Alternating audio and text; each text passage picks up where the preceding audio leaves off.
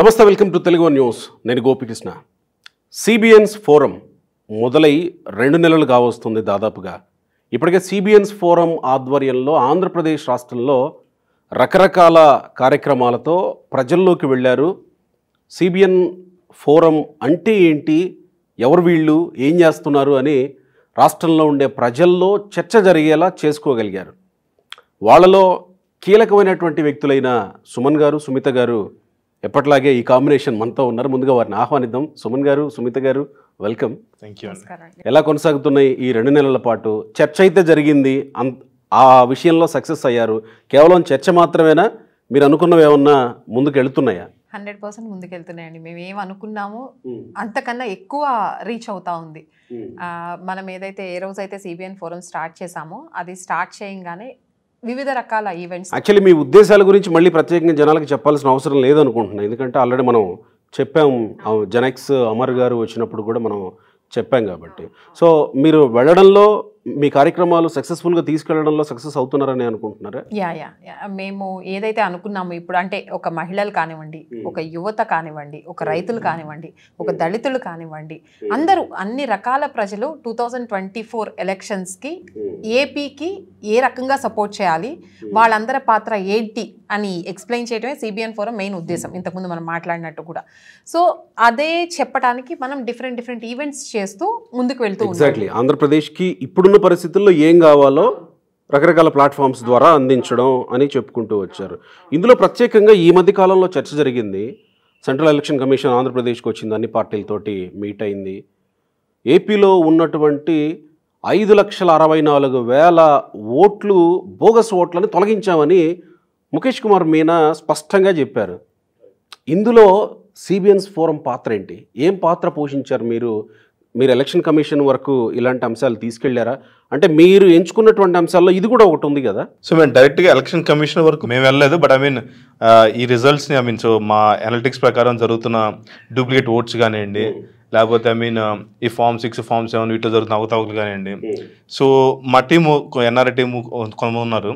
So what they do is వాళ్ళు ఒక analysis ప్రకారం ఏ రోజుకి ఆ రోజు వచ్చిన ఎన్రోల్ అయిన ఫామ్ 6, ఫామ్ 7లో నుంచి వచ్చిన పీడిఎఫ్స్ ఉంటాయి కదా, వాటిని ఎక్సెల్లో కన్వర్ట్ చేసేసుకొని దెన్ వాటి ద్వారా మా కొన్ని టూల్స్ రన్ చేస్తున్నారు. సో దాన్ని బట్టి ఏంటంటే డూప్లికేట్ ఓట్స్ ఉన్నాయి దాంట్లో, సో ఆర్ఎల్స్ ఏమన్నా ఫేక్ ఓట్స్ ఉన్నాయా, at least we're trying to figure it out అన్నమాట. So NR team they are already on the process. దాన్ని ఒకసారి కనిపెట్టినట్టయితే మీరు కంప్లైంట్ చేయడానికి అవకాశం ఉంటుంది. ఎగ్జాక్ట్లీ. సో బేసిక్గా దాన్ని ఏంటంటే ఇప్పుడు ప్రస్తుతం ఇంకా స్టిల్ అది మన దగ్గర ఉంది. సో మేము we're trying to reach to the leaders అన్నమాట. సో వాళ్ళకి ఒక డెమోలాగ్ ఇచ్చి, సో వాళ్ళకి చెప్తే నెక్స్ట్ లెవెల్కి వెళ్ళే అవకాశం ఉంటుంది అది. సో ఇప్పుడు డైరెక్ట్గా నేను వెళ్ళటం కన్నా వెన్ లీడర్ గోస్, అంటే ఎలక్షన్ కమిషన్ కొంచెం సీరియస్గానే స్పందించినట్టు అనిపించింది. తిరుపతి ఉప ఎన్నిక సందర్భంగా, ఎంపీ ఎలక్షన్ సందర్భంగా జరిగిన అవకతవకల మీద ఇటు నెల్లూరు ఎస్పీని, అటు తిరుపతి కలెక్టర్ని, వీళ్ళందరినీ సీరియస్గానే కాస్త హెచ్చరించినట్టు కనబడింది. సో ఒకవేళ నిజంగానే మీరు అలాంటి ఏమన్నా తీసుకెళ్తే గనక వాటి మీద యాక్షన్ తీసుకునే అవకాశం. షూర్ దట్స్ అవర్ ఏం అన్నమాట. ఎందుకంటే 12 వరకు ఉంది. దాని తర్వాత మనకి విత్ ఇన్ 1 వీక్లో మళ్ళీ జస్ట్ కన్ఫర్మేషన్ ఓట్స్ ఇవన్నీ వచ్చేస్తాయి కదా. సో డెఫినెట్గా ఈ లోపల మా ప్రయత్నం మేము చేస్తున్నాము. సో ఎందుకంటే these elections are very crucial for Andhra Pradesh. ముఖ్యంగా 5,64,000 ఓట్లు అంటే చాలా క్రూషియల్ అండి. గెలుపోటముల్ని, ఒక పార్టీ గెలుపోటముల్ని ప్రభావితం చేసాయి. 2014లో 5 లక్షల ఓట్లతోని వైసీపీ ఓడిపోయింది.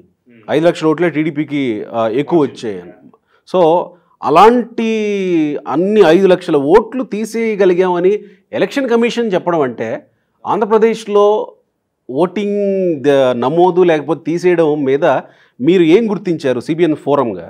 సో బేసిక్గా మేము ఈ ఓట్ అనేది, దాని ప్రాముఖ్యత ఏంటనేది డెఫినెట్గా అది జనాలు తెలియజేయాలని చెప్పి, ఇప్పుడు హైదరాబాద్లో చాలామంది ఉన్నారు, మేబీ యాజ్ ఎ బ్యాచిలర్స్గా కానీ లేకపోతే స్టూడెంట్స్గా కానీ, who already have the votes, who already eligible for the votes basically.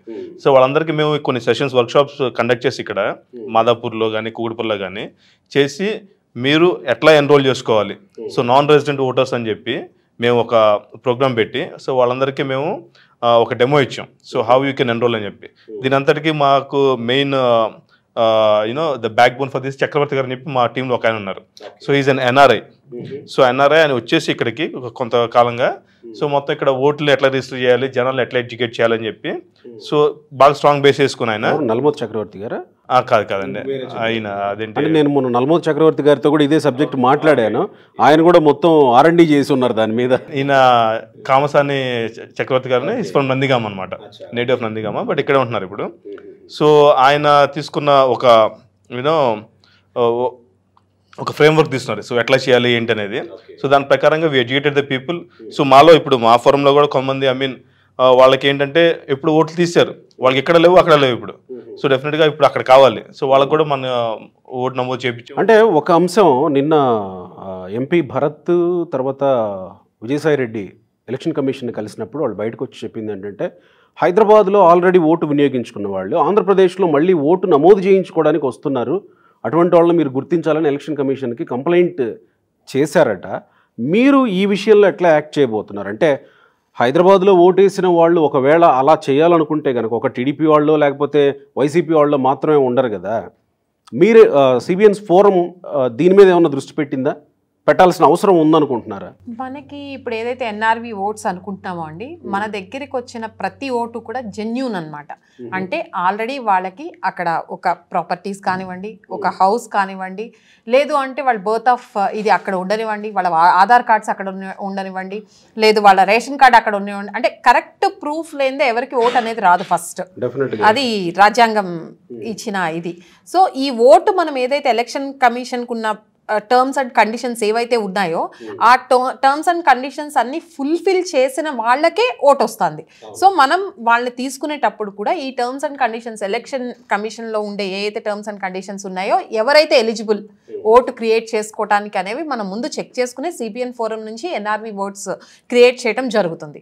And ఇంకొకటి అండి, ఇప్పుడు ఇక్కడ ఓట్స్ వేసిన వాళ్ళు అక్కడ ట్రై చేస్తున్నారా అని అంటే మ్యాక్స్ కాదు, మేబీ ఈసారి వాళ్ళు they want to vote in AP. So 100% they want to prefer to vote in AP. ఏపీలోనే వేయాలి అనుకుంటున్నారు కాబట్టి వాళ్ళు అక్కడ ఓట్ క్రియేట్ చేసుకోవాలి అనుకుంటున్నారు. అంటే వాళ్ళకి ఇక్కడ లేకపోయి ఉండొచ్చు, మనకి ఇక్కడ వేరే ఇప్పుడు ఉంటుంది. అండ్ ఇంకొకటి అండి, ఇప్పుడు మనకి ఇక్కడ హైదరాబాద్లో ఎన్ని రకాల కమ్యూనిటీస్ ఉన్నాయి, ఎన్ని స్టేట్స్ నుంచి వచ్చిన వాళ్ళు ఉన్నారు, ఇక్కడ అందరం ఓటు వినియోగించుకుంటున్నాం కదా ఇక్కడ హైదరాబాద్లో. అలాగే ఇప్పుడు పుట్టిన ప్లేస్లో ఓటు వినియోగించుకుంటాము, మేము ఏపీ వెళ్ళి మా రెస్పాన్సిబిలిటీ మేము నిర్వర్తించుకుంటాము అని చెప్పిన వాళ్ళకి ఇక్కడ ఓటు వేసి అక్కడికి వచ్చి క్రియేట్ చేయించుకుంటున్నారు అనేది ఇట్ ఈస్ కంప్లీట్ రాంగ్ అండి. It is wrong message. ఎవరైతే ఎలిజిబిలిటీ క్రైటీరియా ఏదైతే ఎలక్షన్ కమిషన్ స్టాండర్డ్స్ ఉన్నాయో అవి ఫుల్ఫిల్ చేసిన వాళ్ళకి మాత్రమే ఓట్ వస్తుంది 100%. అది ఫుల్ఫిల్ చేసిన వాళ్ళకి మాత్రమే సిబిఎన్ ఫోరం తీసుకుని ఓట్స్ క్రియేట్ చేస్తారు. ఇక్కడ మీరు ఎన్ఆర్వి ఓట్స్ కూడా వాళ్ళని ఎడ్యుకేట్ చేసి వాళ్ళని తీసుకొచ్చే ప్రయత్నం ఒకటి చేస్తున్నాం అని అంటున్నారు కదా. అంతకంటే ముందు నాదొక చిన్న ప్రశ్న ఏంటంటే, నిమ్మగడ్డ ప్రసాద్ ఎలక్షన్ కమిషనర్గా ఉన్నారు, ఆయన ఇప్పుడు రిటైర్ అయిపోయారు. ఆయన ఓట్ అప్లై చేసి ఆయన సొంత గ్రామంలో ఓటు తీసుకోవడానికి ఎంతకాలం పట్టింది మీరు చూసే ఉంటారు. సో ఇప్పటికిప్పుడు మీరు ఒకవేళ ఇలా ఎడ్యుకేట్ చేసి ఓట్లు మళ్ళీ నమోదు చేయించాలి ఎవరైతే రావాలనుకుంటున్నారో వాళ్ళతో అనుకుంటే ఇప్పటికిప్పుడు సాధ్యమయ్యే పనేనా మరి? సార్ ఒకటి, చంద్రబాబు నాయుడు గారు అరెస్ట్ కాకముందు సినారియో వేరు, అరెస్ట్ అయిన సినారియో వేరు, అరెస్ట్ అయిన తర్వాత సినారియో వేరు. అంటే ఏపీకి ఏం అవసరం అనేది ప్రతి ఒక్కరూ రియలైజ్ అయ్యాం ఈ అక్రమ కేసుతో. కాబట్టి మనం మోటివేట్ చేయాల్సిన అవసరం లేదు. ఈ ఎన్ఆర్వీస్ ఎవరికైతే ఓట్లు లేకుండా ఏపీలో మా వంతు అవసరం పడదు అనుకునే ప్రతి ఒక్కళ్ళు కూడా ఈ రోజు ఏపీకి మనం పుట్టిన జన్మభూమికి మేము అవసరం అనుకునేటట్టు క్రియేట్ అయింది. సో ఖచ్చితంగా వీళ్ళందరూ వాళ్ళు సెల్ఫ్ మోటివేట్ చేసుకుని ఓట్స్ క్రియేట్ చేసుకుని రేపు 2024 ఎలక్షన్స్లో మా వంతు బాధ్యతగా ఫీల్ అవుతున్నారు. నేను వ్యవస్థల గురించి మాట్లాడుతున్నానండి. వ్యవస్థలు ఆయనకు అలాంటి వ్యక్తికి ఓటు ఇవ్వడానికి అంతకాలం పట్టింది కదా. నేను వ్యవస్థల గురించి మాట్లాడుతున్నాను. మరి వ్యవస్థలు సక్రమంగా పనిచేసేలాగా మీరు ఒత్తిడి తీసుకొచ్చి చేయించగలరా? అంటే వ్యవస్థలు మనము లార్జ్ స్కేల్లో తీసుకురాకపోయినా అండి, ఇప్పుడు మనము ఆన్లైన్లో రిజిస్టర్ చేస్తూ ఉన్నాము. రిజిస్టర్ చేసినప్పుడు ఏదైతే టర్మ్స్ అండ్ కండిషన్స్ ఉన్నాయో అవన్నీ చెక్ చేస్తూ ఉన్నాము. లేదు అంటే అక్కడ మనము బూత్ లెవెల్ ఏజెంట్స్ ఉంటారు చూడండి, వాళ్ళతో కమ్యూనికేట్ అవుతున్నాము. అంటే వీళ్ళు ఇలా ఇచ్చారు, ఇవన్నీ అక్కడ ప్రూవ్డ్ ఇదేనా అని చెప్పి వాళ్ళతో టచ్లో ఉంటున్నాము. కరెక్ట్గా ఉన్నాయి అంటే ఎన్రోల్ చేస్తున్నాము. అండ్ వ్యవస్థ అనే దానికి వస్తే మేము కొన్ని ఓట్స్ దగ్గర ఫేస్ చేసాం కానీ అన్నీ లేవండి. జెన్యూన్ కేసెస్లో అట్లా జరగట్లేదు. Maybe 1 or 2 it happened. మేము బేసిక్గా అంటే ఎన్రోల్మెంట్ దగ్గర నుంచి so we're trying to guide them అనమాట. ఎన్రోల్ చేసిన తర్వాత తనకి వచ్చే ఓటీపీలు కానీ చూసుకుంటా, దాని తర్వాత బిఎల్ఓ దగ్గరికి వెళ్ళిన తర్వాత BLO hill call you back. So ఇట్లా పలానా రిజిస్టర్ చేసుకున్నాను ఓటు అని చెప్పి చెక్ చేసుకుంటాడు. నీ ఆధార్ కార్డ్ ఏమో లేకపోతే ఏదో house proof, any address proof ఇవ్వమని. సో ఇవన్నీ చేసి తర్వాత మేము ఏంటంటే ఇప్పుడు చెప్పాం కదా మన చక్రవర్తి గారు వాళ్ళ టీం అందరూ కలిసి దాని క్లోజ్లీ మానిటర్ అనమాట. మొత్తం డేటాబేస్ మెయింటైన్ చేస్తా. ఓకే పలానా XYZకి ఓకే వీడి అందరికి వచ్చింది, అప్రూవ్ అయిపోయింది ఓటు. వన్స్ అప్రూవ్ అయిపోయిందంటే tick mark, okay fine. So లేదు దీనికి రాలేదు, సో బేసిక్గా some document is missing, then again we're trying to help them అనమాట. ఓకే ఈ డాక్యుమెంట్ మిస్ అయిందమ్మా అనేది నువ్వు పెట్టావంటే ఇది అప్రూవ్ అయ్యే ఛాన్సెస్ ఎక్కువ ఉంటాయి.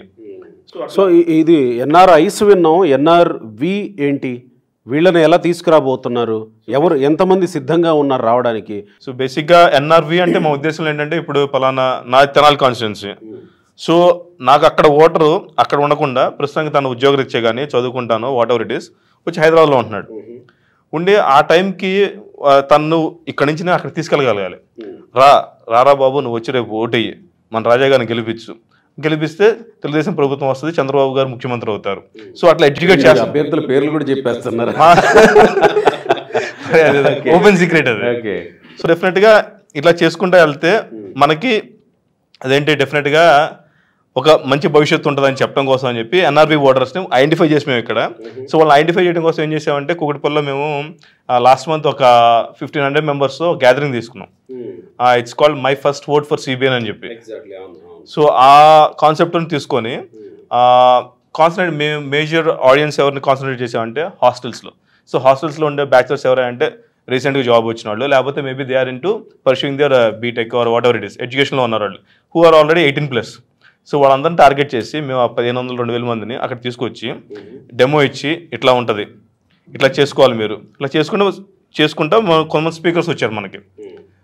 ఆ రోజు జీవి ఆంజనేయులు గారు అని, TT జనార్దన్ గారు, తర్వాత ఇక్కడ లోకల్గా పోగా చేయడం, వీళ్ళందరూ వచ్చేసి సో దే సెడ్ అనమాట 2020 విజన్ వాళ్ళ చంద్రబాబు గారు ప్రస్తుతం హైదరాబాద్ని ఏ విధంగా తీర్చిదిద్దారు. సో రేపు ఆయన ఆంధ్రప్రదేశ్ ముఖ్యమంత్రి మొన్న అయ్యారు, కానీ మధ్యలో దురదృష్టవశాత్తు ఒక 5 సంవత్సరాలు లేరు, మళ్ళీ కాబోయేది ఆయన అయితే ముఖ్యమంత్రి మళ్ళీ ఎట్లా ఉండబోతుంది, మీ భవిష్యత్తు ఎట్లా ఉండబోతుంది, మీ పిల్లలు whatever it is, so how it's gonna be అనేది వాళ్ళు క్లియర్గా ఎక్స్ప్లెయిన్ చేశారు. సో ఆ టైంలో వీళ్ళందరూ ఆ ప్రోగ్రామ్ జరుగుతూ ఉంది. వీ హ్యాడ్ హెల్ప్ డెస్క్ అన్నమాట. ఆ హెల్ప్ డెస్క్ పెట్టేసి అక్కడ ఓటర్ రిజిస్ట్రేషన్ స్టార్ట్ చేసాం. సో ఆ రోజు మాకు ఆల్మోస్ట్ వచ్చిన 1500-2000 మందిలో 700 మంది, ఐ థింక్ 700-800 వాళ్ళు రిజిస్టర్ చేస్తున్నారు. సో ఆ డేటాబేస్ మేము చూసుకుంటా వాళ్ళందరిది ఎంతవరకు వచ్చింది. సో తద్వారా ఇప్పుడు వాళ్ళు లీడ్స్ ఇచ్చారు మాకు. అదేంటి సార్ ఇది ఇప్పుడు మాది అయిపోయింది, ఇట్లా మా ఫ్రెండ్స్ కూడా హాస్టల్ ఇంకా ఉన్నారు, ఇట్లా కొంతమంది స్వతహాగా వాళ్ళు చేసుకున్నారు, కొంతమందికి మనం అసిస్ట్ చేసాము. ఫైనల్గా అట్ ద ఎండ్ ఏంటంటే మనకి ఓటర్ల సంఖ్య కొత్తగా వచ్చేవాడు అందరూ కూడా బాబు గారికి ఓటేస్తే మన రాష్ట్రం బాగుపడుతుంది, శుభ్రంగా 4 ఏళ్ళు నొట్టకి వెళ్తాయి. తర్వాత ఇక్కడ NRIs విషయానికి వస్తే, NRIs అంటే వాళ్ళు ఇక్కడికి రావడం, ఓటు వేయడం ఎంత శ్రమతో లేకపోతే ఖర్చుతో కూడుకున్న పనో అందరికీ తెలిసిందే. సో వాళ్ళు ఈసారి రావడానికి ఇంట్రెస్ట్గా ఉన్నారా? వాళ్ళు రావడానికి ఇంట్రెస్ట్ చూపించడానికి మీరు చేస్తున్న కార్యక్రమాలు ఏంటి? ఎంతమంది రావడానికి సిద్ధపడతారు? ఏ దేశాల నుంచి? ఇవంతా కాస్త రిస్క్తో కూడుకున్న పనులే కదా ఇవన్నీ. యాక్చువల్గా అండి ఇప్పుడు ఇక్కడ మనందరికి అంటే ఆంధ్రాలో కొంతమంది అంటే అపోజిట్ పార్టీ వాళ్ళు కానివ్వండి, వేరే నాయకులు కానివ్వండి, ఈరోజు NRIలకి ఆంధ్రాతో పనేంటి, ఇన్నాళ్ళు ఎక్కడో ఉన్నవాళ్ళు ఈరోజు వచ్చి NRIs అందరూ కూడా ఏపీ పాలిటిక్స్ గురించి ఎందుకు మాట్లాడుతున్నారు? వాళ్ళు ఎక్కడో సెటిల్ అయిన వాళ్ళు సెటిల్ అయి ఉండొచ్చు కదా, ఉంటారు కదా, వాట్ ఎవర్ ఇట్ మేబీ ఉంటారు కదా, వాళ్ళు ఈ రోజు వచ్చి ఇక్కడ ఎందుకు మాట్లాడుతున్నారు అనే క్వశ్చన్ బాగా రైజ్ అవుతుందండి. ఒకటి గుర్తుపెట్టుకోండి, అంటే మనకి ఇండిపెండెన్స్ రాకముందు, మనకు స్వతంత్రం రాకముందు గాంధీ గారు కానివ్వండి, నెహ్రూ గారు కానివ్వండి, డాక్టర్ BR అంబేద్కర్ గారు కానివ్వండి, వీళ్ళందరూ కూడా అబ్రాడ్లో చదువుకున్న వాళ్ళే, అక్కడ ఉద్యోగాలు చేసిన వాళ్ళే. వాళ్ళకి ఆఫ్టర్ ఇక్కడ మనకి ఎప్పుడైతే బ్రిటిష్ పాలనలో మన భారతీయులు మగ్గుతున్నారో ఆ టైంలో అది చూడలేక వాళ్ళందరూ బ్యాక్ వచ్చి ఈరోజు ఇండియన్స్కి మాతో అవసరం ఉంది అని చెప్పి వాళ్ళందరూ బ్యాక్ వచ్చి ఆ రోజు స్వతంత్రం కోసం పోరాటం చేయడం జరిగింది. అంటే ఇది ఈ రోజు వచ్చిన NRIs మేల్కొని ఈ రోజు ఏదో చేద్దాము అనుకునేది కాదు. ఇది తరతరాలుగా మన ఇండియాకి అవసరమైనప్పుడల్లా కూడా మనకి ఇక్కడి నుంచి వెళ్ళి అక్కడ సెటిల్ అయిన వాళ్ళందరూ కూడా మాతృభూమి కోసం వాళ్ళ ప్రాణ త్యాగాలు చేసిన వాళ్ళు ఉన్నారు. వాళ్ళ వాయిస్ రేస్ చేసిన వాళ్ళు ఉన్నారు. ఇవన్నీ కూడా తరతరాలుగా జరుగుతూ వస్తున్నాయి. ఈ రోజు లాస్ట్ 20 years గురించి తీసుకుంటే 2020 విజన్ అని చంద్రబాబు నాయుడు గారు ఏ రోజైతే ఐటీ విప్లవం తీసుకొచ్చారు 1999లో, ఆ రోజు అబ్రాడ్ వెళ్ళి సెటిల్ అయిన వాళ్ళు చాలామంది ఉన్నారు. అంటే చంద్రబాబు నాయుడు గారు యువతను ఇక్కడ ఆపేయాలి అని అనుకోలేదు. ఫస్ట్ యువత సెటిల్ అయితే వాళ్ళ ఫ్యామిలీ సెటిల్ అవుతుంది. అంటే ఒక ఫ్యామిలీలో ఒక పెద్ద కొడుకు సెటిల్ అయినా పెద్ద కూతురు సెటిల్ అయినా కూడా ఫ్యామిలీ మొత్తం సెటిల్ అవుతుంది. అండ్ దెన్ వీళ్ళందరూ సంతోషంగా ఉంటే రాష్ట్రం అభివృద్ధి పదంలో నడుస్తుంది, రాష్ట్ర ప్రజలందరూ సంతోషంగా ఉంటారు అని ఆ రోజు ఆయన నమ్మారు. నమ్మి ఆ రోజు విదేశాలకు వెళ్ళి చదువుకొనివ్వండి, లేకపోతే విదేశాల్లో ఉద్యోగాలు చేయనివ్వండి, ఇలా మన రాష్ట్రం నుంచి యువత అంతా వెళ్ళారు, సెటిల్ అయ్యారు, మంచి మంచి పొజిషన్స్లో ఉన్నారు. కానీ ఇప్పటి వరకు వాళ్ళకి లాస్ట్ 20 years నుంచి అంటే కష్ట నష్టాలు వచ్చాయి, కానీ ఒక తెలుగు ప్రజల ఉనికి ఎక్కడా మిస్ అవ్వలేదు. అంటే వీళ్ళకి జరగాల్సిన ఉనికి, అంటే వీళ్ళ ఉనికే ప్రశ్నార్థకంగా మారే రోజు రాలేదు. రాజధాని ఏంటి అంటే చెప్పలేకపోవటం ఉనికి లేనట్టు కదా. అండ్ ఇంకోటి ప్రశ్నిస్తే కేసు. ఇప్పుడు ప్రజాస్వామ్య రాజ్యంలో మనకి డాక్టర్ బిఆర్ అంబేద్కర్ గారు చెప్పింది, ప్రజాస్వామ్య దేశంలో మీకు ప్రశ్నించే హక్కు ఉంది, మనల్ని ఎవరైతే ఎలక్ట్ చేసుకుంటామో వాళ్ళని మీరు ప్రశ్నించవచ్చు, ఇంత క్లియర్గా ఆ రోజు ఆయన రాసున్నారు. అయితే ఈ రోజు మనకి ఏపీలో ఎలా అయిపోతుందంటే ప్రశ్నిస్తే కేసు, మనం అడగాలి అనుకునే థాట్ వస్తే కూడా కేసు, ఇలా అయిపోయిందనమాట. సో మాకున్న వాక్ స్వతంత్రం కూడా అక్కడ లేకుండా పోయింది. సో చంద్రబాబు నాయుడు గారు అరెస్ట్ అయిన తర్వాత వాళ్ళందరూ రియలైజ్ అయ్యారు, అంటే ఇన్నాళ్ళు ఇది చూసాము, అది ఈరోజు చంద్రబాబు నాయుడు గారి వరకు వచ్చింది. అంటే ఏపీ ఏ దుస్థితిలోకి వెళ్ళిపోతా ఉంది. అంటే వాళ్ళు ఇక్కడ ఏపీ అంటే ఆ రోజు ఆంధ్రప్రదేశ్కి క్యాపిటల్ అమరావతి అని చెప్పంగానే ఆ రోజు అమెరికా వద్దు అమరావతి ముద్దు అని వచ్చి చాలామంది ఇన్వెస్ట్ చేశారు, అక్కడ నుంచి ఇక్కడికి వచ్చి సెటిల్ అవుదాం అని చెప్పి. ఈ రోజు మన ఏపీ పరిస్థితి, అమరావతి పరిస్థితి ఎలా ఉందో మనం చూస్తున్నాం. మీరు అన్నట్టు క్యాపిటల్ ఎక్కడ అంటే చెప్పలేని పరిస్థితిలో ఉన్నాం మనందరం. సో ఇలాంటివన్నీ వాళ్ళు చూసి ఈరోజు క్యాపిటలే లేదు, రేపు రాష్ట్రమే కనిపించకుండా పోతుందేమో అని వాళ్ళు భయపడుతున్నారు. ఏపీ ఎక్కడుంది అంటే మ్యాప్లో లేకుండా అవుతుందేమో అని భయపడుతున్నారు. సో ఖచ్చితంగా జన్మభూమి కోసం, పుట్టిన ప్రదేశం కోసం ప్రతి ఎన్ఆర్ఐ ఈరోజు వాళ్ళ వంతు సాయం వాళ్ళు చేయాలని వాళ్ళు కళ్ళు తెరుచుకున్నారు. అంటే అది మీరు వాళ్ళతో సంప్రదించినప్పుడు వాళ్ళ నుంచి రియాక్షన్ ఎలా ఉంది? మీరు ఇక్కడ ఓటు నమోదు చేయించుకోండి, రావాల్సిన అవసరం ఉంటుంది, లేకపోతే రాష్ట్రం కోసం అని మీరు మాట్లాడినప్పుడు అటువైపు నుంచి ఎలాంటి స్పందన ఉంది? సార్ అసలు స్పందన అంటే మనం క్వశ్చన్ చేసే వరకు కూడా వాళ్ళు ఆగట్లేదు, వాళ్ళే అప్రోచ్ అవుతున్నారు. ఇక్కడ వాళ్ళు ఫిజికల్గా లేకపోయేసరికి ఇక్కడ ఏం జరుగుతుంది అనేది మినిట్ టు మినిట్ అప్డేట్ తీసుకుంటున్నారు వాళ్ళు.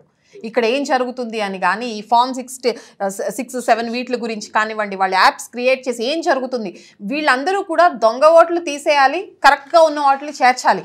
ఇంతవరకే వాళ్ళు, అంటే ఒక చదువుకున్న ప్రొఫెషనల్స్ ఎప్పుడు అదే ఆలోచిస్తారండి. వాళ్ళు చదువుకున్నారు, సో వాళ్ళకి కావాల్సింది ఏంటంటే కరెక్ట్గా ఓటు వేసేవాళ్ళు ఈరోజు అక్కడ కావాలి. ఏపీకి వాళ్ళకి ఎలిజిబిలిటీ ఉన్న వాళ్ళకి ఓటు కావాలి, ఎలిజిబిలిటీ లేని వాళ్ళకి ఓటు ఎలా క్రియేట్ చేస్తారు, దీని మీద అందరి యుద్ధం. సో వాళ్ళు కూడా డిఫరెంట్ ఫార్మాట్లు ఈ ఎలక్షన్ ఈ ఓట్ల విషయంలో ఫామ్ 6 కానివ్వండి, ఫామ్ 7 కానివ్వండి, క్రియేట్ చేసే విధానం కానీ, దొంగ ఓట్లు ఎట్లా చేరుస్తున్నారు, లేదు ఆల్రెడీ వ్యాలిడ్ ఓట్స్ ఈరోజు ఈ 1 వీక్ ఉంటే నెక్స్ట్ 1 వీక్లో చూస్తే ఆ ఓట్స్ ఉండట్లేదు.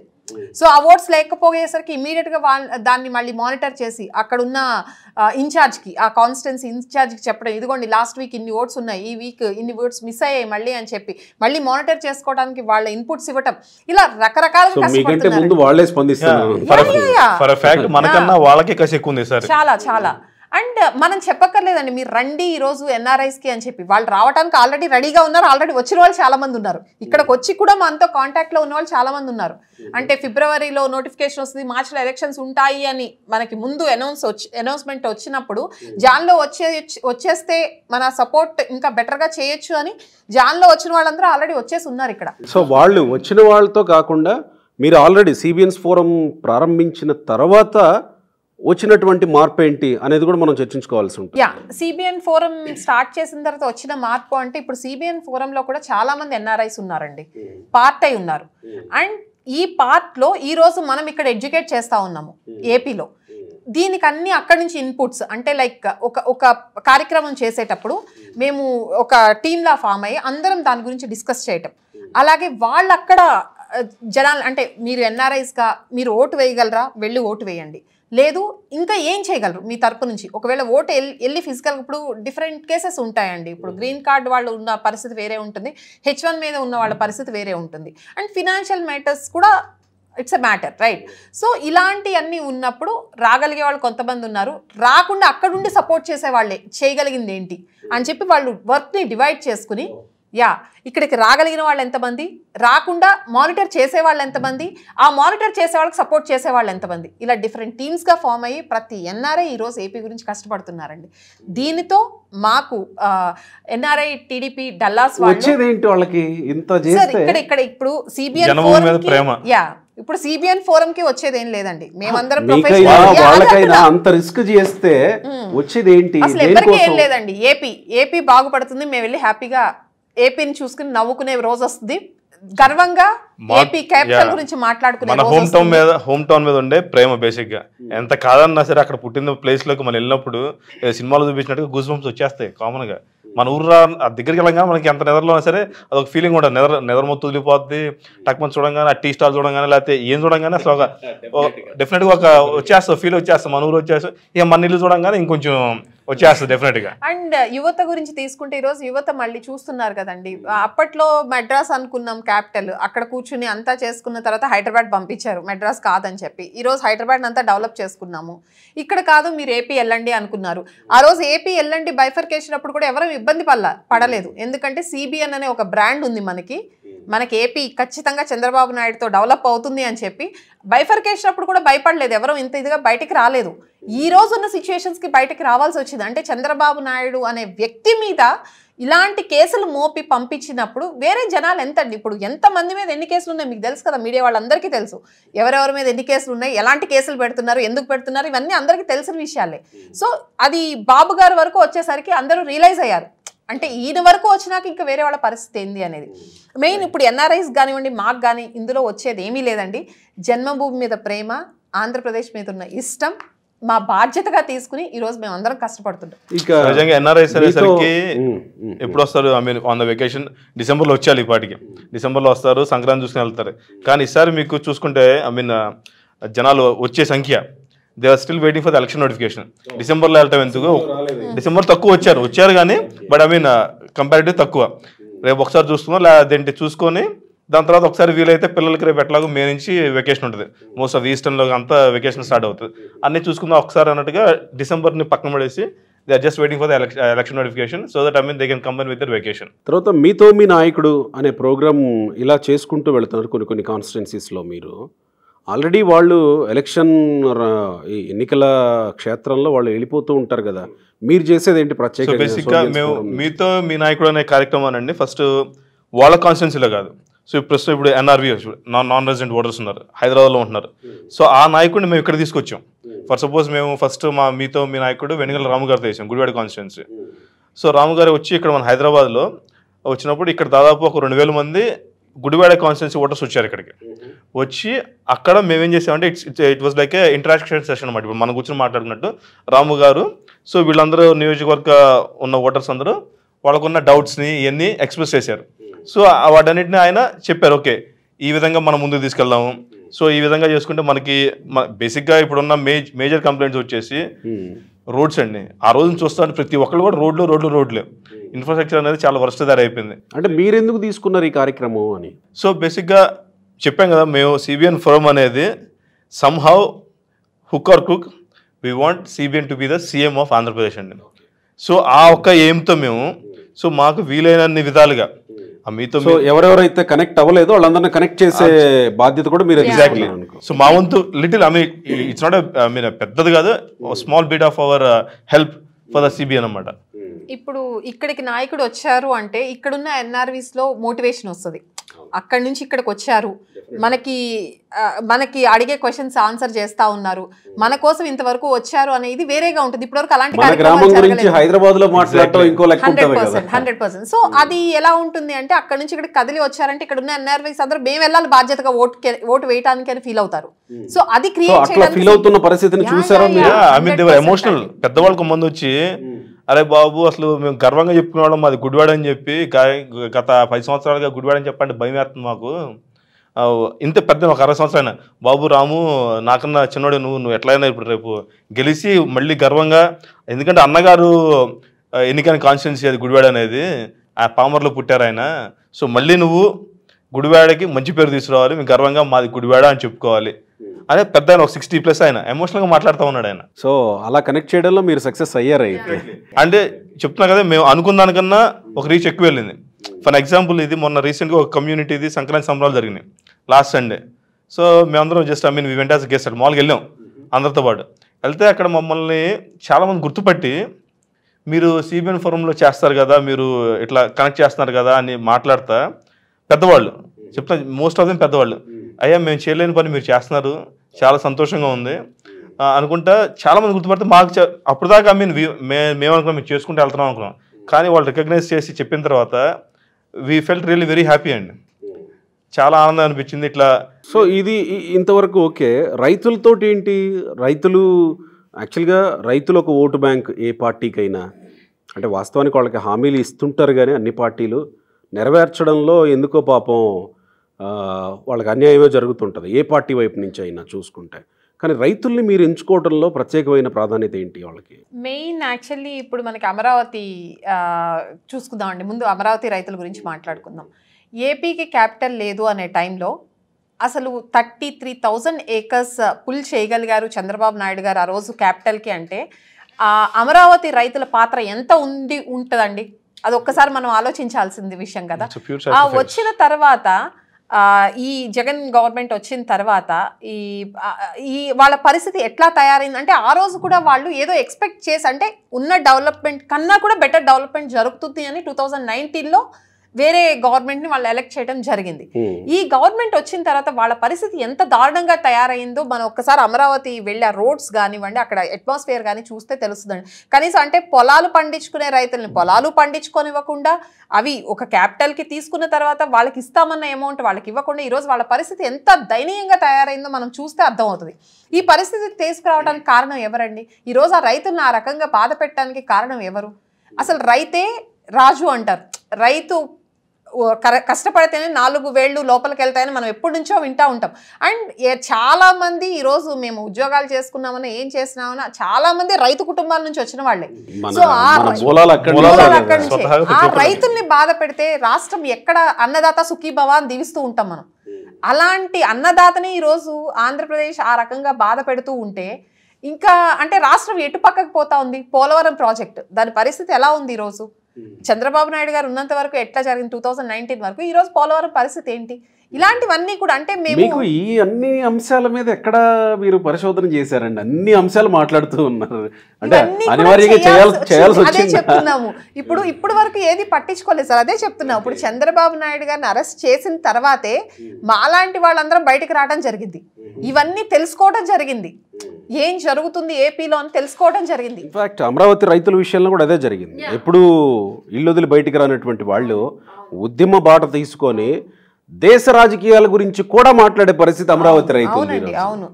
సో అలాంటి పరిస్థితి అనివార్యంగా వాళ్ళకు వచ్చిందని వాళ్ళు కూడా ఫీల్ అయ్యారు కాబట్టి బయటకు వచ్చారు. ఈవెన్ ఐపీసీ సెక్షన్ల గురించి కూడా మాట్లాడుతున్నారు వాళ్ళు. ఈ రోజుకి అక్కడ మొన్న వెళ్ళాం, మొన్న అక్కడికి వెళ్ళి మన 7వ తారీఖున రైతు గడవని చేసాం అమరావతి తుళ్ళూరులో.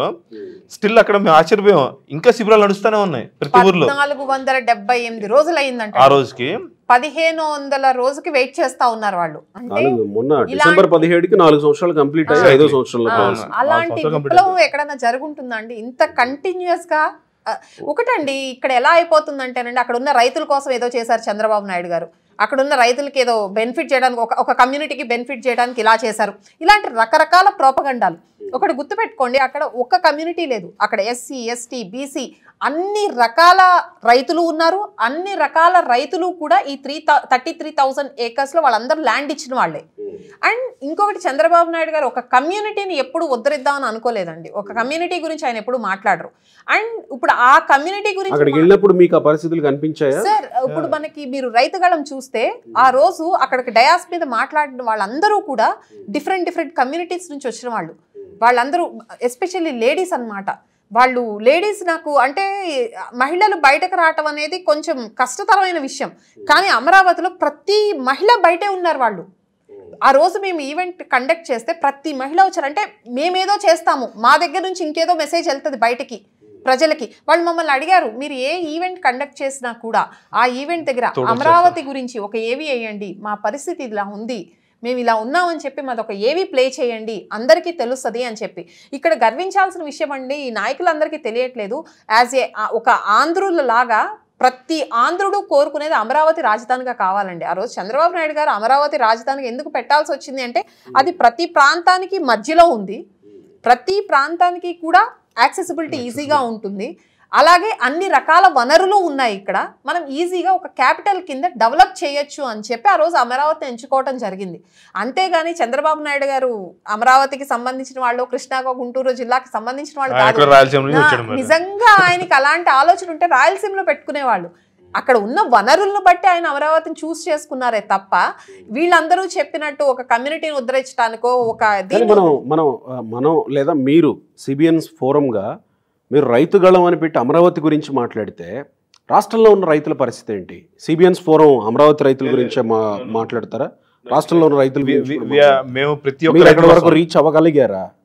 మేము జస్ట్ స్టార్ట్ చేసాము. అది స్టార్ట్ చేసుకుంటే ఫస్ట్ యాజ్ ఇనిషియల్ స్టెప్ మేము అమరావతి రైతుల దగ్గరికి వెళ్ళాము. అంటే అమరావతి రైతుల దగ్గరికి వాళ్ళని ఓకే వాళ్ళు part and parts of the Amaravati క్యాపిటల్లో వాళ్ళు మేము ఒక రైతులాగే వెళ్ళాం. ఫస్ట్ ఒక రైతు ఎక్కువగా సఫరర్స్ వాళ్ళుగా మేము పెట్టిన ట్యాగ్ లైన్ కూడా అదే, రైతు పడని కష్టం లేదు, రైతు పడని నష్టం లేదు, రైతు చూడని సంథింగ్ కదా అయ్యి అనుకుంటే ట్యాగ్ లైన్ పెట్టుకుని వెళ్ళాము. సో ఆ రోజు అక్కడికి వెళ్తే మేము ఫస్ట్ టైం నేను 2018లో వెళ్ళాను. 18 వెళ్ళినప్పుడు ఆ రోడ్స్, ఆ సీడ్ యాక్సెస్ రోడ్ అయినా చూస్తే పైలు చాలా బాగుందిరా అనిపించింది. రైతు చేయని త్యాగం లేదు. సో ఆ రోడ్లు చూస్తే చాలా బాగుంది 18లో సంగతి. తర్వాత మళ్ళీ ఆఫ్టర్ 4 years మళ్ళీ మొన్న వెళ్ళాను నేను 5 years తర్వాత. వెళ్తే అసలు రోడ్డు ఎక్కడ కట్ అవుతుందో అర్థం కావట్లేదు, ఆ బండి అసలు కింద దింపాలి అర్థం కావట్లేదు, పైకి ఎక్కేయాలి అర్థం కావట్లే, రోడ్లు సరిగ్గా లేవు, అడదడ్డంగా అదేంటి ఇట్లా పడితే కట్ చేసి పారేసిన రోడ్లు. గూగుల్ మ్యాప్స్లోనే ఎటు పడితే అటు చూపిస్తుంది. అది ఏం అర్థం అవ్వట్లేదు. కరకట్ట వెడల్పు చేసే కరకట్ట మీద లేప్పుడు ఫస్ట్ మేము వెళ్తా ఉంటే ఆపేశారు పక్కన, అర్థం కాదు ఇంటరా బాబు ఆపేశారని చూస్తే అటు పక్క నుంచి కట్ట మీద వచ్చే వాళ్ళు రావాలి కదా, ఒక 5 వెహికల్ అడ్డించి రాగానే మళ్ళీ ఆపేసి స్టిల్ ద సేమ్. అదే మళ్ళీ ఇది ఎక్కడ కాదు, మళ్ళీ బాబు గారికి కరెక్ట్గా ఒక ఫర్లాంగ్ దూరంలో. సో అదే రాష్ట్రంలో ఉండే రైతులకు ఎట్లా కనెక్ట్ అవుతున్నారు? సో డెఫినెట్గా మేము నెక్స్ట్ గోదావరి జిల్లాలో ప్లాన్ చేస్తున్నాము రైతులతో కనెక్ట్ అవ్వడానికి. సో వాళ్ళకి పోలవరం కానీ ఇట్లాంటి మన జరిగిన నష్టాలు, ఎందుకంటే పోలవరానికి చంద్రబాబు గారు ప్రత్యేక శ్రద్ధ పెట్టి సోమవారం పోలవరం అని చెప్పి ఒక కాన్సెప్ట్ వెళ్ళిపోయాడు ఆయన. ప్రతి సోమవారం దాని గురించి మాట్లాడేవాళ్ళు, దాన్ని మొత్తం స్టడీ చేస్తూ ఉండేవాళ్ళు ఎంతవరకు వచ్చిన ప్రోగ్రెస్ అని చెప్పి. అట్లా చేసిన వ్యక్తి మనకు లేకపోవడం వల్ల ఎంత నష్టం జరిగింది. డెఫినెట్గా నుండి ఈ పాటి పోలవరం అయిపోయింది, ఆ రోజు పట్టిసీమ అయిపోయింది. సో పట్టిసీమ వల్లే కదండి, లేకపోతే ఏంటి మన ఇటేపు ఉన్న కృష్ణా మొత్తం మనకి ఫస్ట్ టైం మేము మా తిన్నాలు ఎర్రనీళ్ళు చూసాం, పట్టిసీమ వాళ్ళు చూసినాయి, ఎర్రనీళ్ళు అప్పుడు మాకు తెలియదు, మేము చూడలేదు. సో డెఫినెట్గా ఇట్లాంటివన్నీ ఆయన ఉంటేనే జరుగుతాయి అనేది మేము రైతులకు చెప్పడానికి కూడా వెళ్తున్నాం. సో మోస్ట్లీ మా ప్లాన్ వచ్చి గోదావరి డిస్ట్రిక్ట్స్లోకి వెళ్తున్నాం అదేంటి రైతులకి. అట్లానే అదేంటి మొన్న నందిగాంలో సౌమ్య గారి నియోజకవర్గంలో దళిత గళం అనే ప్రోగ్రామ్ కూడా చేసాం. వెళ్ళి అక్కడికి మనకి వక్తలుగా మన కొలికపూడి శ్రీనివాస్ గారు, తర్వాత ఇంకా చాలామంది వచ్చారు, మన చిన్ని గారు, కేసినేని చిన్ని గారు, ఇంకా చాలామంది వచ్చి వాళ్ళ దళితులకు జరిగిన అన్యాయం గురించి మాట్లాడి, వరలరామయ్య గారు సారీ, వీళ్ళందరూ వచ్చి దళితులకు జరిగిన అన్యాయం ఇంతకుముందు వాళ్ళకి కేవలం మీరు పొలిటికల్ పార్టీలనే కాకుండా సామాజిక ఈ ప్రజా సంఘాలను కూడా పిలుస్తున్నారు. డెఫినెట్గా, ఎందుకంటే CBN forum is not for and బేసిక్గా బాబు గారు టీడీపీలో ఉన్నారు, కానీ సిబిఎన్ ఫోరం అనేది బాబు గారికి సపోర్ట్ చేస్తుంది అంతే. ప్రజా సంఘాల వాళ్ళనే కాదండి, కామన్ ఆడియన్స్ తో కూడా మాట్లాడిస్తున్నాం. వాళ్ళు ఫేస్ చేసిన ప్రాబ్లమ్స్ ఏంటి, వాళ్ళు ఏం మెసేజ్ ఇవ్వాలనుకుంటున్నారు, కామన్ పీపుల్, వాళ్ళతో కూడా మెయిన్ మనం ప్రయారిటీ ఇచ్చేదే కామన్ పీపుల్కి. వాళ్ళందరినీ తీసుకొచ్చి ఇప్పుడు మొన్న అమరావతి రైతు గళం రోజు అక్కడ ఉన్న లేడీస్ అందరూ కూడా, అమ్మ మీరు ఎక్కడికి వెళ్తారో చెప్పండి, మీతో పాటు మేము వస్తాం, రాష్ట్రం మొత్తం తిరుగుదాం, మాట్లాడదాం. వాళ్ళలో ఉన్న ఇది ఎవరన్నా న్యాయం చేయకపోతారా, వీళ్ళతోనన్నా న్యాయం జరగకపోద్దా? అవును. ఆ మెల్లపాటికి శ్రావణ్ గారు డాష్ మీద చెప్పారు, అరే బాబు వీళ్ళు హైదరాబాద్ నుంచి ఎక్కడి నుంచి వచ్చారా బాబు వీళ్ళు, మనం కూడా ఇప్పుడు ప్రతి గ్రామానికి వెళ్ళి మన పిల్లలు కూడా వెనక్కి పిలిచి ఓట్లు వేసే టైంకి కంపల్సరీ ఓట్లు వేయించాలి, అందరూ ఎడ్యుకేట్ చేయాలి, వీళ్ళకేంటి అవసరం, ఆడ నుంచి ఎడదాకా రావాల్సిన అవసరం ఏంటి, మనం కూడా చదువుకున్న వాళ్ళమే, మనం మన చుట్టుపక్కల ఎడ్యుకేట్ చేద్దాం. మిమ్మల్ని ఎవరైనా అడిగారా, మీరు కానీ ముందే వచ్చి ఉంటే ఇంకాస్త ఉద్యమం ఉధృతం అయ్యేదేమో, మీరు ముందే పార్ట్ అయి ఉండాల్సింది అని ఏమన్నా? అంటే అంత డైరెక్ట్గా అడగలేదు కానీ, but they felt happy that at least ఆ రోజున ఎవరో ఒకళ్ళు వచ్చారు, వచ్చారని చెప్పి మాత్రం చాలా, ఎందుకంటే యా వాళ్ళ రైతులు మేమందరం వాళ్ళందరినీ ఇక అందరికీ ఆడవాళ్ళందరూ రైతు ఐ మీన్ లేడీ ఫార్మర్స్కి బొట్లు పెట్టేసి కండవాళ్ళు కప్పేసి సత్కరించి సో ఇవన్నీ చేసే వాటికి వాళ్ళు బాగా ఎమోషనల్ ఫీల్ అయ్యారు అక్కడ ఉన్న లేడీస్ కానీ. ఎవరైనా ఏదైనా చేస్తారు అనుకున్నప్పుడు డెఫినెట్గా వాళ్ళు అంతే ఫీల్ అవుతూ ఉన్నారు. నేను 15 రోజులు అమరావతిలో పర్యటించాను ఒక సందర్భంలో. అక్కడ ఒక్కొక్కళ్ళని కదిలిస్తే ఒక్కొక్కళ్ళది ఒక్కొక్క గాథ, బాధ కాదు అది ఒక గాథ. ఒకళ్ళైతే నైట్ ఎక్కడ పోలీసులు ఇబ్బంది పెడతారో పట్టుకుపోతారో అని